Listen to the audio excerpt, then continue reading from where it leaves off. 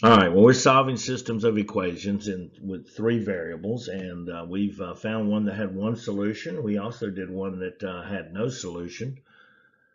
Let's see what we're up to here in this particular one.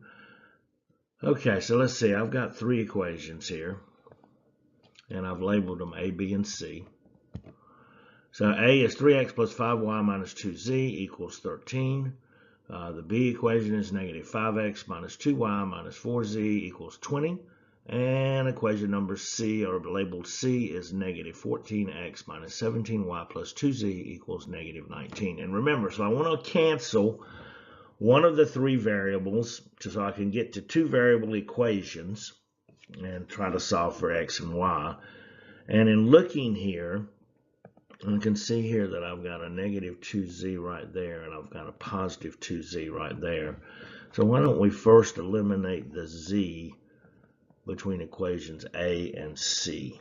So we got 3x plus 5y minus 2z equals 13. And we got negative 14x minus 17y plus 2z equals negative 19. Let's add those together. All right, so 3x and negative 14x is going to give me negative 11x. And 5y negative minus 17y is going to give me negative 12y. And my negative 2z and my positive 2z is going to cancel. And then I got 13 minus 19, and that's going to be negative 6. All right, so I've done A and C. Oh, let's see. I could use A and C, but let's use B and C. Let's use B and C. So here I've got, so B is negative 5x minus 2y minus 4z equals 20. And C is negative 14x minus 17y plus 2z equals negative 19. But in this situation, I can see that this is a negative 4z, because remember, since I canceled the z in the first pair, I'm going to have to cancel it in the second. And here I've got a positive 2z. So if I multiply the C equation, what I've labeled C, by 2, I'm going to have a negative 4z and a positive 4z. So let's go over here. We're going to do the B, C equation. So B, I'm not changing anything. So I've got negative 5x minus 2y minus 4z equals 20. All right, now the C, I'm going to multiply that by 2. All right, so let's see. So 2 times negative 14 is negative 28x.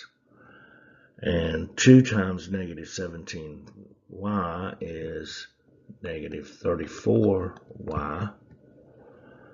And 2 times 2z is going to be positive 4z. And that's going to equal 2 times negative 19, which is negative 38. All right, okay. So let's add those together. So negative 5x, negative 28x, that equals negative 33x. And let's see, negative 2y, negative 34y, that's going to give me negative 36y. The negative 4z and the 4z are going to cancel, and then I've got 20 minus 38, which is going to give me negative 18. All right. So now I'm looking to try to eliminate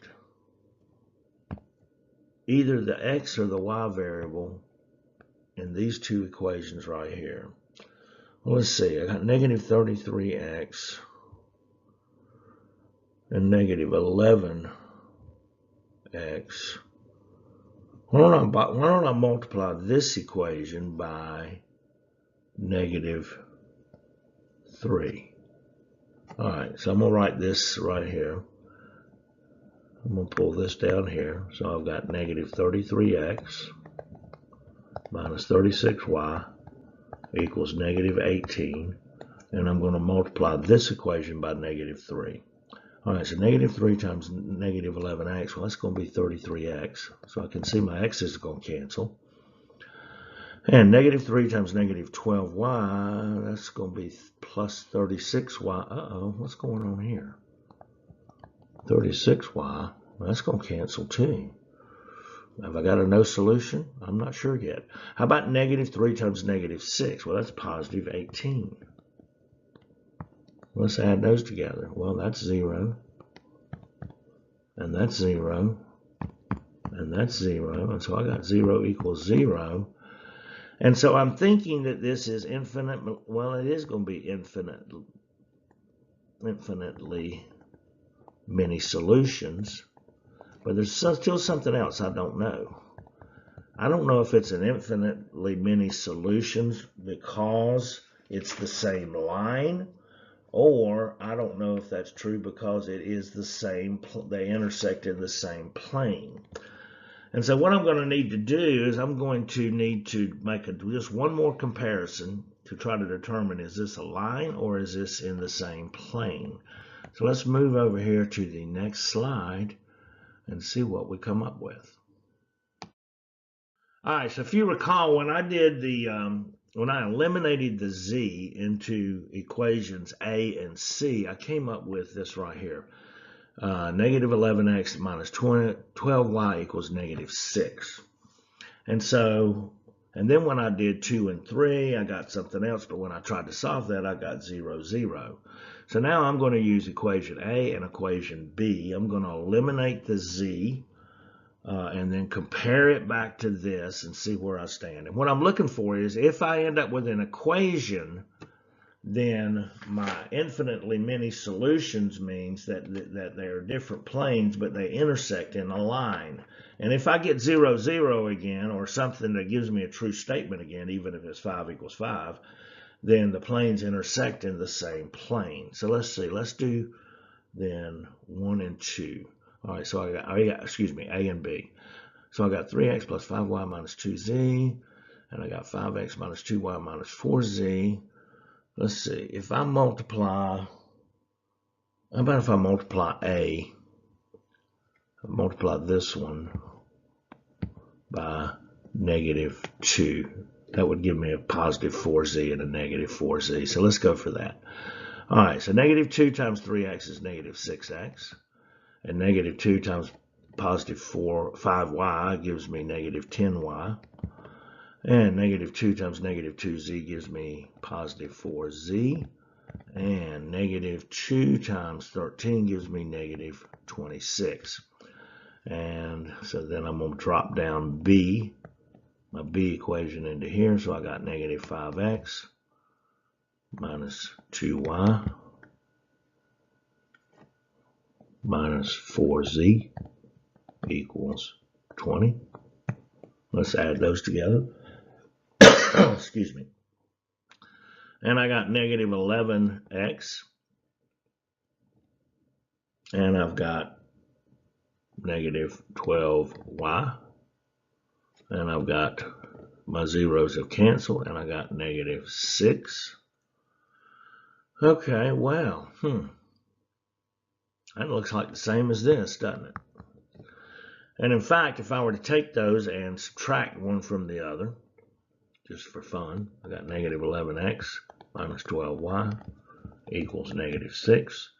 And if I take that same thing and subtract it, negative 11x minus 12y equals negative 6. Well, let's see. That's going to make this a positive. It's going to make this a positive. It's going to make that a positive. This little negative right there. So let's see. Negative 11x plus 11x, 0. Negative 12y plus 12y, 0. Negative 6 plus 6, 0. So I got a 0 equals 0. So I've got infinitely many solutions, and the planes intersect into the same plane. So every coordinate in the plane represents a solution to the system.